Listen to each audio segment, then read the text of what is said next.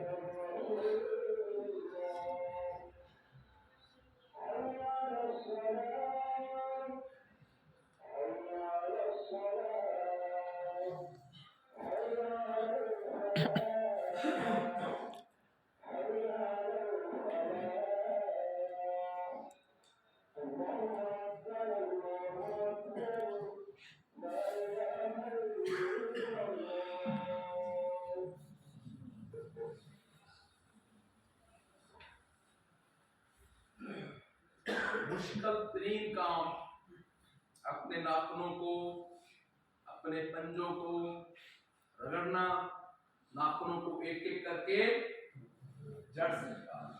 जब ये तीन काम होते हैं, जब ईगल के पर नहीं रहते, जब ईगल की चोंच नहीं रहती, जब ईगल के पांव के नाखून नहीं रहते, तो ईगल एक आम परिंदे की बनिस्बत भी बेज़रर, डल, डफ, डम हो जाता है, खुद को मिटा देता है ईगल, और एक आम कौवे की बनिस्बत भी कमजोर बन जाता है, झुक जाता है, अपनी हकीकतों को निगलेक्ट कर देता है, और वो ईगल जो जिंदा जानवरों का शिकार करके गोश्त खाने का आदी होता है, वो ईगल जब अपने आप को मुश्किलों में डालता है, गारों में छुपता है और कीड़े मकोड़े और मट्टी खा के जिंदा रहता है, लेकिन उस मुश्किल में से अपने आप को ये ईगल क्या करता है, गुजारता है।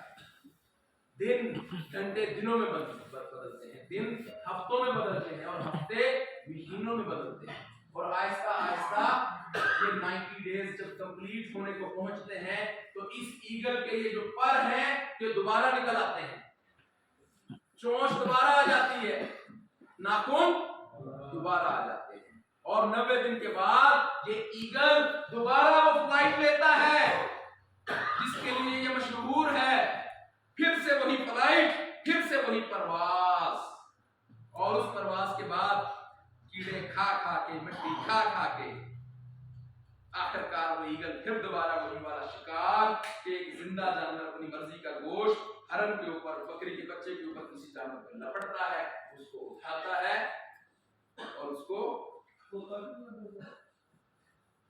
आदि होती मजे में गल खोते तो क्या चलेगी, थोड़ा सा ईगल पे आ गए, अंडरस्टैंड कर रहे हैं? तो बात ये है कि हमने अपने आप को क्या करना है, अगर ईगल बनाना है तो मैं ये समझता हूं कि हम सबको अगले 90 दिन के लिए इस पेनफुल प्रोसेस से गुजारने के लिए तैयार हो जाना चाहिए। हमारे भी बहुत सारे मसाइल की वजह से नाखून पड़े हुए हैं, हमारी परवाज वो परवाज नहीं है जो होनी चाहिए, हमारे पर भी हैवी हो गए हैं, हो गए, ना हम उड़ सकते हैं, ना हम कुछ खा सकते हैं, ना कुछ उठा सकते हैं, मजबूर, लागर, कम हिम्मत, मसले मसाइल, ऐसा है या नहीं? लेकिन अगर आप लोग मिलके मेरे साथ 90 दिन के लिए अपने आप को मुश्किल में डाले और मेरी तरफ से दिए गए हर टारगेट के ऊपर काम करें, अपने अपने हिस्से का काम करें, तो हम एक इनकलाब खड़ा कर सकते हैं। इनकलाब खड़ा करने के लिए तैयार हैं? मुझे आप तमाम लोगों से सिर्फ जो 15 दिन में एक छोटा सा टारगेट चाहिए, 1 मिलियन का बिजनेस, ताकि मुझे पता लगे कि आप लोग जो है काम करने के लिए तैयार हैं, ताकि मैं आपको अपनी टीम ईगल का हिस्सा बनाऊं और आपकी सॉफ्ट स्किल्स के ऊपर काम करना शुरू करूं, आपके अंदर मजीद नॉलेज की भरमार करूं, क्योंकि जिंदगी में कामयाबी के लिए याद रखिएगा, इल्म कामयाबी की कुंजी है। दुनिया में बर्तरी उनको मिलती है जो इल्म के मैदान में आम लोगों से आगे होते हैं। तो कानून बरतरी जो हमने कल पढ़ा था, इल्म, तो मैं अपने ईगल्स के इल्म को बढ़ाने के लिए अल्लाह ने चाहा हर वो काम करूंगा जहां से आपका नॉलेज इंक्रीज हो। तो कामयाबी के लिए पहला स्टेप क्या है?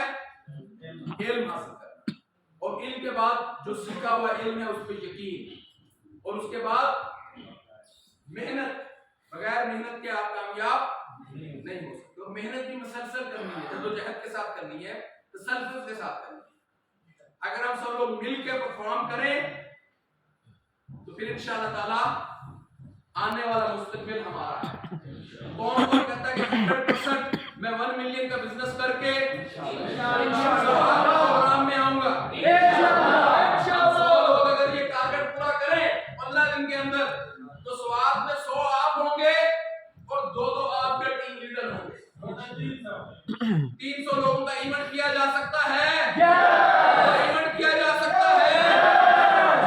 आप लोग मेरे साथ हैं, कोशिश करेंगे, करेंगे। Are you ready? Are you ready? तुमने चाहा ही नहीं, वरना हालात बदल सकते थे। मेरे आंसू तेरी आंख से टपक सकते थे। तुम तो ठहरे रहे झील के पानी की तरह, दरिया बनते तो बहुत आगे निकल सकते। अब दरिया बनने का वक्त आ गया है।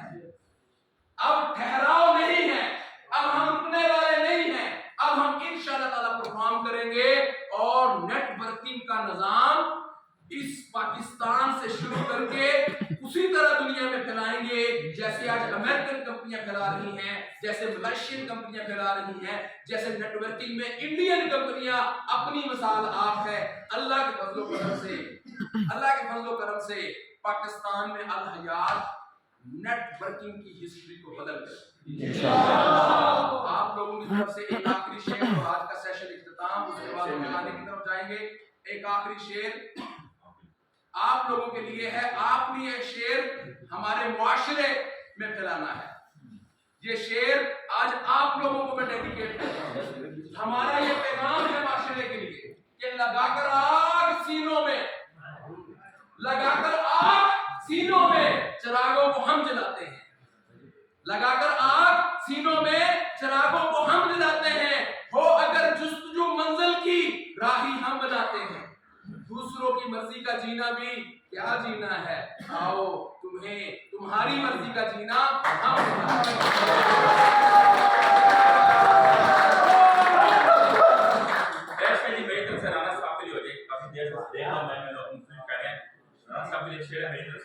कहता है जब से चला हूँ मंजिल पे नजर है, जब से चला हूँ मंजिल पे नजर है।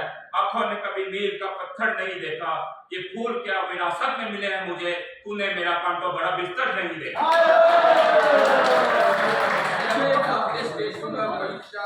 का सेशन स्टार्ट करके अगला जो भी हमारा शेड्यूल है वो